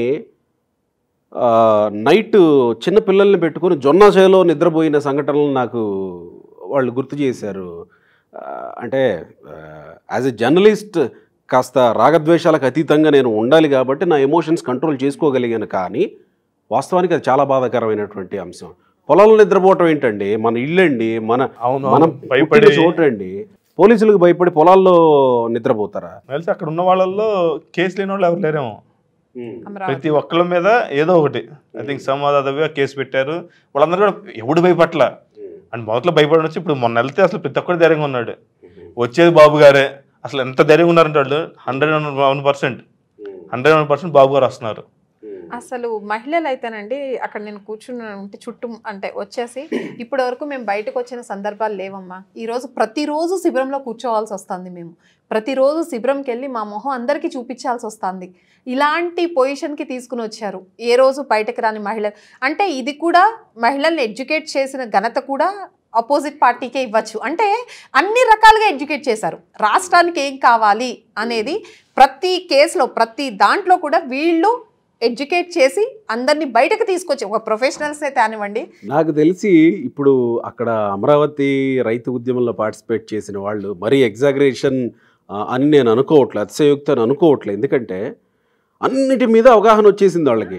వాళ్ళు ఇప్పుడు రాజకీయాల్లో వచ్చినా గానీ అద్భుతంగా రాణించగలరు. అంటే మీ డెబ్యూటీకి వెళ్ళండి, డెఫినెట్ గా అద్భుతంగా మాట్లాడతారు. డెఫినెట్ గా ఎందుకంటే అసలు కేసులకు సంబంధించిన సెక్షన్లు కూడా చాలా క్లియర్ గా చెప్తున్నారండి. అంటే వాళ్ళు చెప్తున్నారు అమ్మ నా మీద ఈ కేసు ఉంది, సెక్షన్ దీని కింద ఈ కేసు నా మీద ఉంది. కానీ బాధాకరమైన విషయం 100% ఈవెన్ మహిళల మీద అనేది ఇట్స్ వెరీ బ్యాడ్. ఇదండి ఈ సింహపురి స్త్రీ శక్తి అనే ప్రోగ్రామ్ ఒకటి తీసుకున్నారు కదా మీరు. ఎందుకు ప్రత్యేకంగా నెల్లూరులో పెట్టాలనిపించింది ఈ ప్రోగ్రామ్? అసలు స్త్రీలకు ఏమి జరగట్లేదని మీకు అనిపించింది? స్త్రీలు ఏం కోల్పోతున్నారని అనిపించింది ఆంధ్రప్రదేశ్లో? ఎందుకు ఆ ప్రోగ్రామ్ తీసుకున్నారు? ఒకప్పుడు అండి మహిళలు బయటకి రావటానికి భయపడే రోజుల్లో బాబు గారు ఐటీ విప్లవం అని తీసుకొచ్చి ప్రతి మహిళలకి తెలియజేసి మీ పిల్లల్ని చదివించండి. ఆ మాటకు వస్తే ఎన్టీఆర్ దగ్గర నుంచి చెప్తుంటారు 100% షూర్. అది మనం ఖచ్చితంగా తలుచుకోవాల్సిన విషయం ఈ టైంలో, ఈ సందర్భంలో. ఆ రోజు తెలుగుదేశం గవర్నమెంట్ వచ్చినప్పుడు ఆర్ గారు ఆస్తిలో సగం హక్కు అని చెప్పి ఆల్రెడీ పెళ్ళైపోయిన మహిళలకు కూడా మీ ఇంట్లో నీకు సగం ఉంది వెళ్ళి తెచ్చుకోమని చెప్పిన ఘనత ఆ రోజు ఎన్టీ రామారావు గారిది, తెలుగుదేశం పార్టీది. దాన్ని అనుగుణంగా చంద్రబాబు నాయుడు గారు మహిళలకు ఎప్పుడూ పెద్దపీట వేస్తూనే వచ్చారు. డ్వాక్రా రుణాలు కానివ్వండి, అలాగే 99లో వచ్చిన ఐటీ విప్లవంలో ప్రతి మహిళలకి ఆడపిల్లల్ని చదివించు, ఆడపిల్లలకి పెళ్లి చేస్తే ఇలా ఉంటుంది పరిస్థితి లేదు, వాళ్ళ కాళ్ళ మీద వాళ్ళు నిలబడితే వాళ్ళు ఆర్థికంగా అభివృద్ధి చెంది వాళ్ళు మగపిల్లలే కాదు ఆడపిల్లలు కూడా ఫ్యామిలీకి సపోర్ట్ చేయగలరు. సో ఆ విప్లవంలో నుంచి వచ్చిన ఒక కెరటం మీరు. 100% అండి. Yeah 100% true. సో అలా చెప్పి ఎంతో మంది మహిళల్ని బయటకు తీసుకురావటం, ఎంతో మంది ప్రొఫెషనల్స్గా సెటిల్ అవటం, ఇలా రకరకాల ఇది మహిళల్లో చైతన్యం తీసుకొచ్చారు. ఆ డ్వాక్రా గ్రూపులతో ఎంతమంది అండి, చిన్న చిన్న షాప్స్ పెట్టుకున్న వాళ్ళ దగ్గర నుంచి, చిన్న చిన్న ఇండస్ట్రీస్ పెట్టుకున్న వాళ్ళ దగ్గర నుంచి ఎంతోమంది ఈరోజు మహిళలకి ఇప్పుడు చూస్తే అంగన్వాడీ స్ట్రైక్ మీరు చూస్తున్నారు, ఎంత ఇబ్బంది పడుతూ వాళ్ళు స్ట్రైక్ చేస్తూ ఉంటే ఇప్పుడున్న గవర్నమెంట్ ఎంత రిసీవ్ చేసుకుంటుంది వాళ్ళని. ముందు కనీసం డిస్కషన్ పార్ట్కి పిలవాలి కదా, ఆ తర్వాత సంగతి తర్వాత విషయం. అంటే మీరు చేయగలరా చేయలేదా అనేది that is other case. But వాళ్ళంతా బయటకు వచ్చి దే ఆర్ ఆస్కింగ్ సంథింగ్. అడిగినప్పుడు అట్లీస్ట్ మీరు వాళ్ళని కూర్చోపెట్టి మీకు ఏం కావాలి, సరే మీరు ఇది అడిగారు కాబట్టి ఇంత చేయలేకపోతే ఇంత చేస్తాము, ఇంతవరకు చేయగలము అని చెప్పి మీరు అసలు అది వాళ్ళతో పార్టిసిపేట్ చేసింది ఎక్కడ చర్చల్లో? ఇలాంటివి ఎన్నండి. మరి చంద్రబాబు నాయుడు గారు ఉన్నప్పుడు ఇవన్నీ రాలేదే. ఇక్కడ మహిళల విషయానికి వస్తే మనం అదే మాట్లాడుతున్నాం కాబట్టి సంక్షేమ పథకాలలో వాళ్ళకే ప్రాధాన్యత, ఇంకా నామినేటెడ్ పదవుల్లో వాళ్ళకే ప్రాధాన్యత, అంటే ప్రస్తుతం ఉన్నటువంటి గవర్నమెంట్ వాళ్ళకే ప్రాధాన్యత. తర్వాత మహిళా సాధికారత దిశగా ఏం చేయాలో అన్నీ మేము చేసుకొచ్చాం. మహిళలకే పథకాలన్నీ చేయూత అయితేనేమి, చేయూత అయితేనేమి, లేకపోతే అమ్మఒడి కూడా మహిళల అకౌంట్లోనే వేస్తూ ఉన్నాం. ఇంతలా మహిళలకు ప్రాధాన్యత ఇస్తున్నటువంటి ప్రభుత్వం అక్కడ ఉండగా ఇంకా మహిళలకి ఏం జరగట్లేదని మీరు మహిళల కోసం ముందుండి పోరాటం చేయాల్సిన అవసరం ఏమొచ్చింది అనేది నా ప్రశ్న. ఇప్పుడు పథకాలు చేరుతున్నాయా, చేరట్లేదా, వస్తున్నాయా, రావట్లేదా అనేది పక్కన పెడితేనండి, మీరు వీళ్ళు ఏదైతే పథకాలు ఇస్తున్నారో ఆ పథకాలు ఎలా ఇస్తున్నారు? ఇప్పుడు ఆంధ్రప్రదేశ్కి ఎక్కడ ఇన్కమ్ ఉందని చెప్పి మీరు ఇన్ని పథకాలు నేను పథకాలకి అపోజిట్ కాదండి, పథకాలు ఇవ్వాలి ఖచ్చితంగా. ఆ పథకాలు ఇస్తేనే అక్కడ ఉన్న ప్రజలు సంతోషంగా ఉంటారు. కానీ ఆ పథకాలు ఇచ్చే ముందు మీరు ఇక్కడ ఎలాంటి ఉపాధి అవకాశాలు కల్పించి ఆంధ్ర రాష్ట్రానికి ఇన్కమ్ తీసుకుని వస్తున్నారు? అప్పులు తెచ్చి పథకాలు ఇవ్వటం, సంక్షేమ పథకాలు చేయటం గ్రేట్ కాదండి. అంటే ఎంతకాలం అప్పులు తెస్తూ ఆంధ్ర రాష్ట్రాన్ని, అంటే ఇప్పుడు పథకాలు మీరు ఈ చేతిలో పథకాలు ఇస్తున్నారు, ఈ చేతిలో ప్రతి మనిషి మీద అప్పు పెడుతున్నారు. ప్రతి మనిషి మీద ఈరోజు 3-4 లక్షలు ప్రత్యక్షంగా పడట్లేదు కదా, వాళ్ళకి అప్పుడే తెలియదు కదా. ఎందుకు ప్రత్యక్షంగా పడట్లేదండి? పైప్ చెత్తకు కూడా పన్ను కట్టించుకుంటున్నారు కదండి. ప్రత్యక్షంగా దేనికి పడట్లేదు? కరెంటు బిల్లు పెరగలేదా? గ్యాస్ బిల్లు పెరగలేదా? ఈరోజు ఏదైతే మనము ఇంట్లో చేసుకునే గ్యాస్ బిల్లులు కానివ్వండి, మనం తినే ఫుడ్, ఇవన్నీ కూడా ఛార్జెస్ పెరగలేదా? ఈ చేత తీసుకుంటున్నారు కదా. ఇప్పుడు ఇది ఈ పెయిన్ మీరు మీటింగ్ పెట్టినప్పుడు 100% గ్యాస్ ఒకటి, చెత్త పన్ను ఒకటి, అలాగే కరెంటు బిల్స్ ఒకటి, ఇవన్నీ మాట్లాడారండి. ప్రతి ఒక్కళ్ళు మాట్లాడారు. ఇంకొకటి, వాళ్ళ హస్బెండ్స్ ఆ రోజు 500 తెచ్చుకుంటే, 800 తెచ్చుకున్నా, 500 తెచ్చుకున్నా, 200, 300 డ్రింక్ చేసి తాగినా కానీ మిగిలిన 500 తెచ్చి వైఫ్కి ఇచ్చేవాళ్ళు. దాంతో ఆమె కుటుంబాన్ని రన్ చేసేది. ఈ రోజు అక్కడ ఉన్న ఛార్జెస్, దాని గురించి, లిక్కర్ గురించి వాళ్ళు పడుతున్న ఆవేదన అంతా ఇంత కాదండి. వీళ్ళు ఛార్జ్ చేసే, సరే ఛార్జ్ చేసి తాగటం పక్కన పెడితే దానివల్ల వచ్చే ఆరోగ్య సమస్యలకి వాళ్ళు చాలా ఇబ్బంది పడుతున్నారు. ఆ అనారోగ్య సమస్యలకి ఎన్ని చేదోడులు వచ్చినా, ఎన్ని చేయూతలు ఇచ్చినా మొత్తం పోసినా కానీ అదే చెప్తున్నారు, అంతా పోసేస్తున్నామమ్మా, మాకేం ఉపయోగం ఉంటుంది? అవే కాక ఉన్నది కూడా అమ్ముకోవాల్సి వస్తుంది. అండ్ ఇంకొకటి ఎలా అంటేనండి, ఇంతకు ముందు ఒక ఎకరం తీసుకుంటే 20 లక్షలు చేసే ఎకరం ఈరోజు 10 లక్షలే చేస్తుంది. మీరు 5 సంవత్సరాల్లో 10 లక్షలు ఇస్తారేమో పథకాల కింద ఫ్యామిలీకి. ఆ 10 లక్షలు భూమి వాల్యూ చేసి 20 లక్షలు 10 లక్షలు తెచ్చారు కదా. మీరు చెప్పాల్సిన అవసరం లేదు, ఎప్పుడో కేసీఆర్ అన్నాడు, హరీష్ రావు అన్నాడు. అదే అంటున్నానండి. సో ఎకరం అమ్మితే ఇక్కడ ఎంత వచ్చేది, ఇప్పుడు ఇక్కడ ఒక ఎకరం అమ్మితే అక్కడ వస్తుంది మొత్తం అని. ఈ రోజు పరిస్థితి అదే. ఇదంతా కూడా మహిళలు గ్రహించారండి. అందుకనే మహిళా గళం అనేది, సింహపురి స్త్రీ శక్తి అనేది, ఇలాంటి ఈవెంట్స్ కండక్ట్ చేసేది ఏంటంటే, మహిళలు ఒక కుటుంబాన్ని సర్ది పెట్టి చెప్పుకోగలరు, ఒక సమాజాన్ని బాగు చేయగలరు, రాష్ట్రాన్ని బాగు చేయగలరు. ఒక మహిళ తలుచుకుంటే సాధించలేనిది ఏదీ లేదు. ఆ రోజు మేము వెళ్ళినప్పుడు నెల్లూరు వెళ్ళాం కదా సింహపురి స్త్రీ శక్తికి. సో ఏదో అవసరం అయ్యి నేను ఇంకొక అతను కిరణ్ అతను ఆటోలో వెళ్ళాం. మేము ఏదో పనుండి ఆటో ఎక్కి, సరే మనం ప్రతి ఒక్కరిని పోక్ చేస్తాం, ఎట్లా ఉంది అని చెప్పి డెఫినెట్గా చేస్తుంటారు కదా ఇంట్రెస్ట్ ఉన్న వాళ్ళు. సో నేను అతను అడిగాను, ఏమ్మా ఎట్లా ఉంది, నేను వస్తున్నా శుభ్రంగా 10,000 సరిపోతున్నాయా అన్న. ఆటోకి ఇస్తున్నారు కదా అని. ఆ 10,000కి ఇంకో 10,000 అవుతున్నాయి నాకు, ఆ రోడ్లు చూశారుగా అన్నాడు. సో దాని తర్వాత మరి ఇప్పుడు ఏంటి నెక్స్ట్ పరిస్థితి ఏంటి అన్న. పరిస్థితి ఏం లేదండి, మేమందరం అయితే యూనియన్ వాళ్ళందరం ఫిక్స్ అయిపోయాం, కంపల్సరీగా బాబు గారు ఎవరినైతే నిలబెడతారో ఇక్కడ ఆయనకు ఓటు వేయాల్సిందే, సైకిల్కి వేసుకోవాల్సిందే. లేకపోతే ఏమైద్దన్న, ఒకవేళ నువ్వు వేయలేదు మళ్ళీ ఉన్న ప్రభుత్వం వచ్చింది ఏమైద్దన్న, మహా అయితే ఏమవుదండి, పామాయిల్ ప్యాకెట్ 60 రూపాయలు ఉందండి, 160 అయింది. చింతపండు 50 రూపాయలు ఉంది, 250 అయింది. వాడు ఎన్ని ఇచ్చి నాకు ఉపయోగం లేదు ఇంకా. ఎందుకంటే వాళ్ళు ప్రాక్టికల్గా ఆలోచించేస్తున్నారు, వాడికి వచ్చేది ఎంత, వాడికి ఖర్చు ఎంత అనేది వాళ్ళకి అర్థమైపోయింది. ఇనిషియల్గా అవన్నీ కొనుక్కుంటూ అక్కడే ఉంటారా, ఊరుదిలి పెట్టి పోతారా? ఇప్పుడు ఆ లేడీస్ కూడా ఆ రోజు మాట్లాడింది అదే. ఆ ఈవెంట్లో, ఆ మహిళా గళంలో వాళ్ళు మాట్లాడింది కూడా అదే. ఇలాంటి పరిస్థితుల్లో మేము ఉన్నాము. మీరు ఇప్పుడు ఒకటండి, ఇప్పుడు బాబు గారు ప్రతి విద్యార్థి చదువుకోవాలి అనుకుని విద్యార్థి పథకం ఇస్తా అని చెప్తున్నారు. ఇప్పుడు మనకి ఆదిశక్తి పథకాలు ఉన్నాయి చూడండి, ప్రతి 6 మహాశక్తి పథకాలు. ఇప్పుడు ఒక ఆడపిల్ల ఒక ఫ్యామిలీలో ఒకళ్ళకి ఇచ్చితే ఒకళ్ళు చదువుకుంటారు. ఫ్యామిలీలో చదువు అనేది ఇంపార్టెన్స్ తెలిసిన వ్యక్తి బాబు గారు. అందుకని ప్రతి విద్యార్థి చదువుకోవాలి అనుకునేది బాబు గారి విజన్. అలాగే ఇప్పుడు ఫ్రీగా బస్ గురించి మాట్లాడుతున్నారు. ఆ ఫ్రీ బస్ అనేది ఇంట్లో ఉన్న వాళ్ళు అంటే మహిళ ఎవరి మీద డిపెండ్ అవ్వకూడదు, డిపెండ్ అవ్వకుండా ఎక్కడికైనా వెళ్ళగలగాలి, ఏదైనా సాధించగలగాలి అనేది బాబు గారి విజన్. డబ్బులు లేక వాళ్ళు చేయాలనుకున్న వాళ్ళు వెళ్ళాలనుకున్న పయనం ఆగిపోకూడదు. బేసిక్గా చిన్న చిరు ఉద్యోగం అనుకోండి, ఫ్రీ బస్ వల్ల షీస్ గెయినింగ్ కదా. అలాగే దీపం మన 3 సిలిండర్స్ ఫ్రీ, అది కూడా అంటే ఒకప్పుడు ఒక కమ్యూనిటీకి ఒక దీనికే ఉన్నదాన్ని బాబు గారు అప్పట్లోనే పథకం తీసుకుని వచ్చి గ్యాస్ కనెక్షన్స్ పెంచి ఆ రోజుల్లో అది తెచ్చింది బాబు గారే. మళ్ళీ ఈ రోజు అదే స్త్రీలు ఒక్కొక్క సిలిండర్ 1300 1100 అయిపోయి ఇబ్బంది పడుతూ ఉన్నారని చెప్పి మళ్ళీ కట్టెల పొయ్యికి అంకితం అయిపోతున్నారు అని ఆలోచించి మళ్ళీ లేదు వీళ్ళు బయటకు తీసుకురావాలని చెప్పి ఈ పథకం తీసుకుని వచ్చారు. అంతే, ఒకప్పుడు పొయ్యి ఉంది, గ్యాస్ సిలిండర్ అంటే స్టేటస్, ఎందుకంటే రేర్గా దొరికింది కాబట్టి స్టేటస్ అయింది. అది బాబు గారు వచ్చేసి లేదా ఇట్స్ నీడ్, అది ఒక స్టేటస్ కదరా నాయన, ఒక నీడ్ అని చెప్పేసి, లేకపోతే పొగొట్టలు దాని ద్వారా లంగ్స్కి ఇంపాక్ట్ అయ్యి కళ్ళల్లోకి క్యాటరాక్ట్స్ అని సర్జరీ చేసుకోవాల్సి వచ్చింది వాళ్ళందరూ. సో ఇవన్నీ లేకుండా ఆయన దీపం పథకం కింద అందరికీ గ్యాస్ సిలిండర్లు తీసుకొచ్చి, so that was a huge change అండి అప్పుడు. రెవల్యూషన్ అదే గ్యాస్ తీసుకురావడం అనేది అప్పుడు.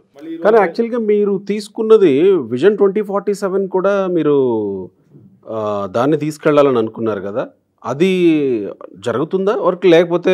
ఒక్కటే అండి, ప్రతి ఆంధ్రుడు గుర్తించాల్సింది బాబు గారు వస్తేనే 2047 విజన్ అనేది జరుగుతుంది. 2020 విజన్ ఆల్రెడీ ఇక్కడ చూస్తున్నాము, హైదరాబాద్ ఎలా డెవలప్ అవుతుంది, హైదరాబాద్ వల్ల తెలంగాణకి ఎంత ఇన్కమ్ వస్తుంది అని చెప్పి. ఈరోజు తెలంగాణలో ఉన్న ప్రజలను అడిగినా కూడా హైదరాబాద్ని ఎవరు అభివృద్ధి చేశారు, హైదరాబాద్లో సైబరాబాద్ అని ఇంకో సిటీని ఎవరు చేశారు అంటే చిన్న పిల్లాడిని అడిగినా కూడా చంద్రబాబు నాయుడు గారు అని క్లియర్గా చెప్తారు. So it is proved case ఇక్కడ. అలాగే రేపు మనకి ఆంధ్రప్రదేశ్ కూడా పూర్ టు రిచ్ కాన్సెప్ట్తో 2047 విజన్ ఆంధ్రప్రదేశ్లో చూడాలి అంటే ఖచ్చితంగా బాబు గారిని మాత్రమే గెలిపించుకుంటే. అదేనా మీరు పెట్టుకున్న లక్ష్యాల్లో మన రాష్ట్రం మన భవిష్యత్తు మన బాబుతో అని? 2047 విజన్ ఇప్పుడు మనకి ఇది డల్లాస్ లో అక్కడ ఎన్ఆర్ఐ టీడీపీతో కలిపి సిబిఎన్ ఫోరం నిర్వర్తిస్తున్న కార్యక్రమం అండి ఇది. ఇప్పుడు మీరు ఏదైతే చెప్పారో బాబుతో మన రాష్ట్రం మన భవిష్యత్తు మన అక్కడికి వెళ్ళి పెట్టాల్సిన అవసరం ఏమొచ్చింది? ఇక్కడ నుంచి మానిటర్ చేసుకోవచ్చు, మానిటర్ చేయొచ్చు, మీరు అన్నట్టు మానిటర్ చేయొచ్చు. కానీ ఒక ఫిజికల్ గా ఒక మీట్ అనేది జరిగితే, ఎందుకంటే ఇక్కడ మేము జరిగిన ప్రతి ఈవెంట్ చూస్తున్నాం కదండి, మేము ఫిజికల్ గా వెళ్ళి వాళ్ళతో మాట్లాడుతూ ఉన్నప్పుడు వాళ్ళలో ఉండే ఇంటరాక్షన్ కానివ్వండి, ఎమోషన్ కానివ్వండి, అవన్నీ కూడా మనం క్యారీ చేయగలుగుతున్నాం. నెక్స్ట్ ఈవెంట్కి కానివ్వండి వాళ్ళతో కూడా మనము మాట్లాడగలుగుతున్నాం. అంటే మేము ఎమోషనల్ గానే ఉన్నాం, అట్ ది సేమ్ టైం వాళ్ళు కూడా ఎమోషనల్ మీకు కూడా ఒక అవగాహన వస్తుంది, మనం ఇంకెంత వేగంగా పనిచేయాలి, ఇంకెంత ఎఫర్ట్స్ పెట్టాలి. అండ్ ఇప్పుడు యాజ్ ఎన్ఆర్ఐ మీరు అక్కడ ఉండి ఎంత మంది ఇక్కడికి రాగలుగుతారు, ఎంత మంది వచ్చి ఇక్కడ ఓటు వినియోగించుకోగలుగుతారు, ఒకవేళ రాని పక్షంలో మీరు అక్కడుండి ఏపీకి ఏం చేయగలుగుతారు, మీరు అక్కడుండి ఎలాంటి సపోర్ట్ ఏపీకి ఇవ్వగలుగుతారు, ఇలాంటి అన్ని డిస్కస్ చేయడానికే ఈ రోజు సిబిఎన్ ఫోరం అమెరికాలో అడుగు పెట్టడం జరిగింది. మీరు అడిగిన సింపుల్ లాజిక్, మీరు అక్కడ దాకా ఎందుకు వెళ్ళారు అని. ఫర్ సపోజ్ మన ఇంట్లో పెళ్లి జరుగుతుంది అనుకోండి, ఈ రోజు ఏమవుతుంది, ప్రతి ఒక్కటి వాట్సాప్లో చేస్తాడు, అరే నా పెళ్లి రా, మా బామ్మది పెళ్ళి అని. అట్లా కాకుండా నేను మీ ఇంటికి వచ్చి ఇట్లా మా పలానా మా ఇంట్లో పెళ్ళి కార్డు ఇచ్చామనుకోండి, ఆ ఎమోషన్ కానీ ఆ ఎఫెక్షన్ కానీ ఆ బాండేజ్ కానీ టోటలీ డిఫరెంట్గా ఉంటుంది. మీరు వద్దామా రావద్దా అన్న డైలమాలో ఉన్న వాళ్ళు కంపల్సరీ వస్తారు, ఇచ్చాడు. ఇప్పుడు మనం ఏం చేసాం, మా వాళ్ళు స్టెప్ హెడ్ తీసుకొని మనం ఇక్కడ నుంచి రోజు కాల్స్లో డెఫినెట్గా ఉంటాం వాళ్ళతో, మనం డైరెక్ట్గా వెళ్దాం, డైరెక్ట్గా అక్కడికి వెళ్ళి వాళ్ళతో మాట్లాడితే డెఫినెట్గా ఆ బాండేజ్ అనేది మనం ఎప్పుడైనా ఇంటరాక్షన్ పెరగాలంటే 1-to-1 కూర్చుంటేనే ఆ ఇంటరాక్షన్ చాలా డిఫరెంట్గా ఉంటుంది. ఆఫీస్లో మనం జూమ్ కాల్స్లో ఉండే ఇంటరాక్షన్ వేరు, 1-on-1 ఉండే ఇంటరాక్షన్ వేరు. సో ఇప్పుడు ఏమవుతుంది, బాండేజ్ పెరిగి డెఫినెట్గా దే ఆర్ గోనా కమ్. డెఫినెట్గా ఇప్పుడు డాలాస్లో రేపు జరగబోతుంది, ప్లాన్లో జరగబోతుంది అది. So we're expecting a crowd of 1500 to 2000 people అక్కడ వాళ్ళు. అది ఎందుకంటే ప్రస్తుతం అక్కడ ఇట్స్ పీక్ వింటర్, సో వాళ్ళకి ఇండోర్స్ ఏం దొరక్క it's like they had to adjust. పైగా తానా కూడా ఏదో జరుగుతుంది, ఎలక్షన్ కౌంటింగ్ అది కూడా ఉంది at the same time. So అది ఆ హీట్ ఉంది, ఈ హీట్ అక్కడ ఇక్కడ హీట్. ఓకే, సో రెస్పాన్స్ చాలా బాగుందండి. సో అది మన రాష్ట్రం మన భవిష్యత్తు మన బాబుతోనే అని పెట్టాం, ఎందుకంటే మన రాష్ట్రానికి రమ్మని, జన్మభూమి కోసం రా కదలిరా సో అనే ట్యాగ్ లైన్ తో ముందుకు వెళ్తాం. చంద్రబాబు ఇప్పుడు తీసుకున్న రా కదలిరా స్లోగన్ ఇక్కడ వాడేశారు. కానీ ఇక్కడ ఫైనాన్షియల్గా కూడా చాలా ఇది అవసరం అవుతుంటుంది కదా. సో ఇవన్నీ ఎవరు సమకూరుస్తున్నారు ఈ ఫోరంకి, దీని వెనకాల ఎవరున్నారు అనే ఒక ప్రశ్న కూడా వస్తుంది కదా. ఫైనాన్షియల్గా ఎవరో సపోర్ట్ చేస్తున్నారు, నిధులు బాగా సమకూరుస్తున్నట్టున్నారు, వీళ్ళు దేశాలు తిరిగి ప్రచారాలు చేస్తున్నారని వస్తుంది కదా. దీని వెనకాల నిధులకి కారణమైంది ఈ సిబిఎన్ ఫోరం కంపెనీ. ఆ 10 మందే ఉండే మా జేబులో డబ్బులు పెట్టుకొని మేము బాబు గారి కోసం. సో వాట్ అంటే ఇప్పుడు నేను 10,000 పెట్టచ్చు, తను 25,000 పెట్టచ్చు, ఇంకొకరు 1,00,000 పెట్టచ్చు. ఇప్పుడు it's all from the same community. I mean CBN forum అనే కమ్యూనిటీలో నుంచి వచ్చే పూలప్స్ అంతా. మనం బయటికి వెళ్ళి ఒకరి దగ్గర తీసుకొచ్చేది లేదు, ఎన్ఆర్ఐ ఫండ్స్ లేదు, ఇట్లా. I mean we're not even expecting that. So మనకి సాధ్యమైనంత వరకు మనమే చేసుకుందాం. సో మేము ఇప్పుడు కొన్ని కార్యక్రమాలు బయటికి వెళ్ళినప్పుడు ఇన్ కేసు ఇప్పుడు ఇన్ఛార్జ్ ఎందుకు మొన్న శ్రావణి గారు చెప్తాను, నేను వెళ్ళి అక్కడ అమరావతిలో తుళ్ళూరులో బ్యానర్లు అన్నీ ఉన్నాయి, సో ఫ్రేమ్స్ అయినా ఉన్నాయి. నేను మురళి గారు అమరు జనక్ సమర్ ఉన్నాడు కదా, మేము కడుతున్నాం, ఎవరో కాదు. ఆయన పాపం చాలా ఫీల్ అయిపోయారు శ్రావణి గారు. అరే అయ్యా మీరు కడతారేంటి, నాకు మాట చెప్తే నేను కొరోనాపురం ఇచ్చేవాడిని కదా. తాడికొండ ఇన్ఛార్జ్ తెనాలి శ్రావణి గారు. సో బేసిక్గా మేమేంటంటే అంత డెప్త్కి వెళ్ళిపోయాం. అదేంటి అది డబ్బులైనా కానివ్వండి, పని అయినా కానివ్వండి, ముందు బాబు గారు రావాలి. మేము ఎక్కడికి వెళ్ళినా ఒక వర్డ్ వాడుతున్నామండి. మా ఈ మిషన్ అనేది ఎప్పుడు ఆగిద్దా అంటే, మేము బాబు గారి నోట్లో నుంచి నారా చంద్రబాబు నాయుడు అనే నేను అనే మాట వినేంత వరకు will still be fighting for it. ఎందుకు అప్పుడైనా ఆపడం ఎందుకు, ఇంకా మీరు సర్వీస్ చేస్తూనే ఉండొచ్చు. అప్పుడు ఆ సర్వీస్ కాదు, ఆయన కూర్చోబెట్టానుకోండి, ఆయన తీసుకెళ్ళిపోతాడు. డ్రైవర్ ఆయన విజన్ గురించి అప్పుడు కాన్సన్ట్రేట్ అంటే ఏం జరుగుతున్నాయి. ఇప్పుడు మేము ఇంతమంది ప్రజలతో ఇంటరాక్ట్ అయ్యి 2047 విజన్ రావాలి ఏపీలో అంటే బాబు గారు రావాలి అని నినాదంతో వెళ్తా ఉన్నాం. రేపు ఈ ప్రజలకి మేము కూడా ఆన్సర్ చేయాలంటే మేము ఒక నినాదంతో బయటకు వెళ్తున్నప్పుడు సిబిఎన్ ఫోరం అనేది రేపటి రోజు వచ్చిన తర్వాత బాబు గారు ఎలాంటి స్టెప్స్ తీసుకుంటున్నారు మన ఏపీ కోసం, 2047 విజన్లో ఈ 1 ఇయర్ ఎలాంటి స్టెప్స్ తీసుకుని ఎలాంటి అభివృద్ధి పదంలో నడిపించారు రాష్ట్రాన్ని, నెక్స్ట్ 1 ఇయర్ ఏ అభివృద్ధి పదంలో నడిపిస్తున్నారు, ఇలాంటివన్నీ కూడా ఖచ్చితంగా ప్రజలకు ఎక్స్ప్లెయిన్ చేస్తామండి. ఎక్కడ ఆగిపోము. కానీ ఇప్పటి వరకు మా ముందున్నది చంద్రబాబు నాయుడు అనే నేను వర్డ్ మాకు వినాలి అని మేమందరం. సో మీరు అనుకున్న లక్ష్యం అక్కడ వరకు సిద్ధిస్తే మీరు ఆశిస్తున్న ప్రయోజనం ఏంటి? ఏమీ లేదు సార్, ఇంటికి వెళ్దామని. మన రాష్ట్రం బాగుపడుతుంది, ఓహో మీ ఇంటి దగ్గర ఉండి మీ రాష్ట్రంలో మీరు పని చేసుకుందాం అని అనుకుంటున్నారా? మరి అంతే కదండి, ఎన్ని రోజులు పక్క రాష్ట్రాల్లో ఉంటాము, మేము మా రాష్ట్రానికి వెళ్ళాలి, అక్కడ సెటిల్ అవ్వాలి, అక్కడ ఉండాలి. ఈ రోజు ఎన్ఆర్ఐస్ కోరుకునేది కూడా సేమ్ ఇదేనండి. యాక్చువల్లీ నేను మార్నింగ్ ఒకరితో మాట్లాడుతూ ఉన్నప్పుడు వాళ్ళు చెప్తూ ఉన్నారు, ఇలాంటి క్వశ్చన్స్ కూడా వస్తాయి, మీ ఇంటర్వ్యూకి వస్తున్నాం అని చెప్తే ఇదే మాట్లాడారనమాట. ఈరోజు ప్రతి ఒక్కళ్ళు కూడా ఇదే మాట్లాడుతూ ఉన్నారమ్మా, ఎన్ఆర్ఐస్ ఈరోజు నిద్రపోయి లేచారా, ఇన్ని రోజులు ఎక్కడున్నారు, ఈ రోజు ఏపీ పాలిటిక్స్లో ఎందుకు ఇన్వాల్వ్ అవుతున్నారు, ఈ క్వశ్చన్ అడుగుతా ఉన్నారు. నువ్వు ఖచ్చితంగా ఆన్సర్ చేయి దీనికి. ఎన్ఆర్ఐస్ అందరి గురించి కాదనుకుంటా కదా ఈ చర్చ. ఎవరైతే వచ్చి పార్టీలో టికెట్లు కావాలనుకుంటున్నారో, లేకపోతే మాకు ఈ పదవి కావాలనుకుంటున్నారో వాళ్ళ గురించి అనుకుంటా కదా ఈ చర్చ. ఎన్ఆర్ఐస్ అందరూ కూడా పదవులు ఆశించట్లేదండి. అంటే ఆశించే ఆ 1-2% గురించే అనుకుంటున్నా నేను ఆ చర్చ. అంటే ఇప్పుడు ఇలాంటి స్పందన ఎందుకు వస్తుంది? నాతో మాట్లాడిన ఆయన ఎలాంటి పదవులు ఆశించట్లేదు, ఎలాంటిది లేదు. కానీ యాక్టివ్ గా ఏపీ పాలిటిక్స్ గురించి మాట్లాడుతూ ఉన్నారు. ఇప్పుడు మేము ఉన్నామండి, సుమితకి ఏం అవసరం ఏపీ పాలిటిక్స్ గురించి చంద్రబాబు నాయుడు అనే నేను అనే వర్డ్ వినాల్సిన అవసరం సుమితకి ఏంటి? అలాగే ఒక ఎన్ఆర్ఐ ఆయనకి ఏం అవసరం ఏపీ పాలిటిక్స్ గురించి మాట్లాడటానికి ఈ రోజు అనే క్వశ్చన్ రైజ్ అవుతా ఉంది. ఏం అవసరము అనేది చెప్పాలి అనేది ఆయన ఉద్దేశం అనమాట. ఈ రోజు జన్మభూమికి ఎన్ఆర్ఐల అవసరం ఉంది ఖచ్చితంగా. ఈ రోజు ఇన్ని రోజులు 20 years నుంచి నడుస్తుంది. ఈ రోజు చంద్రబాబు నాయుడు గారు వచ్చిన తర్వాత కూడా రేపు 2047 విజన్కి ఒక్కసారి బాధపడి ఇంతవరకు వచ్చాము. నెక్స్ట్ మేము ఆగేదే లేదు, మేము మళ్ళీ కూడా ఇన్వాల్వ్ అవుతూనే ఉంటాము పాలిటిక్స్లో. మా వంతు బాధ్యత ఆంధ్రప్రదేశ్ మీద మేము నిర్వర్తిస్తాము అనేది వాళ్ళు చాలా క్లియర్గా ఉన్నారు. ఎందుకంటే వాళ్ళది కూడా వాళ్ళ పుష్ కూడా అవసరం ఈ రోజున. సో బేసిక్గా ఎందుకంటే ఎక్కడికి వెళ్ళినా సరే ప్రతి ఒక్కళ్ళకి ఉన్న feeling as we're winning, government form చేస్తుంది బాబు గారు అన్న ఫీలింగ్లోకి వచ్చేసారు. బట్ ఐ మీన్ అది ఎంత మెజారిటీతో? సో ఓకే ఫర్ సపోజ్ 175లో 100 125 దీనికన్నా if you push it more further, for suppose 150 160 వచ్చింది అనుకోండి, ఇట్స్ లైక్ ఎందుకంటే మొన్న జరిగిన దానికి మన ఇన్వెస్టర్స్ అందరూ బయటకు వెళ్ళిపోయారు due to fear what ever the cause it is, అందరూ బయటకు వెళ్ళిపోయారు. రేపు ఒక స్టేబుల్ గవర్నమెంట్ వచ్చింది అనుకోండి, అరౌండ్ 160 seats వచ్చినాయి నీకు, బాబు గారు వచ్చారు. సో ఆ ఇన్వెస్టర్స్ కొంచెం అంత భయపడరు, ఇప్పుడు వాళ్ళలో ఒక రకమైన కాన్ఫిడెన్స్ వస్తుంది కదా. సో దానికోసం మా ప్రయత్నం. గెలుస్తున్నారు అని చెప్పి మా వాళ్ళకి గెలుస్తున్నారు, కాకపోతే మంచి మెజారిటీతో గెలిపిద్దాము. తద్వారా అదేమవుతుందంటే మన రాష్ట్రానికి ఇన్వెస్టర్లు వస్తారు, భయపడకుండా ఉంటారు. సో అప్పుడు ఏమవుతుందంటే మనకి ఇంకా ఈ కొట్లాట్లు ఉండవు కదా, ఇదేంటి ఈ హార్స్ రైడింగ్లు ఉండవు, జంపింగ్లు ఉండవు, ఇదంతా ఏమి ఉండదు కదా మనకి. సో ప్రశాంతంగా బాబు గారు ఆయన పని ఏం చేసేసుకుంటారు హ్యాపీగా. పొలిటికల్గా మీరు కూడా చాలా దూరం వెళ్ళిపోయారు అయితే. రైట్ అండి, ఆల్ ద వెరీ బెస్ట్. మీ ఊర్లో మీ ఇంట్లో ఉంటూ మీ పని మీరు చేసుకునే రోజు కోసం మీరు ఆశిస్తున్నారు. మీ ఆశయం నెరవేరాలని కోరుకుందాం. లేకపోతే మీరు చెప్తున్న ఎన్ఆర్ఐలు ఎవరైతే ఉన్నారో వాళ్ళ ఆశయం కూడా నెరవేరాలని కోరుకుందాం. All the very best. Thank you. Thank you so much.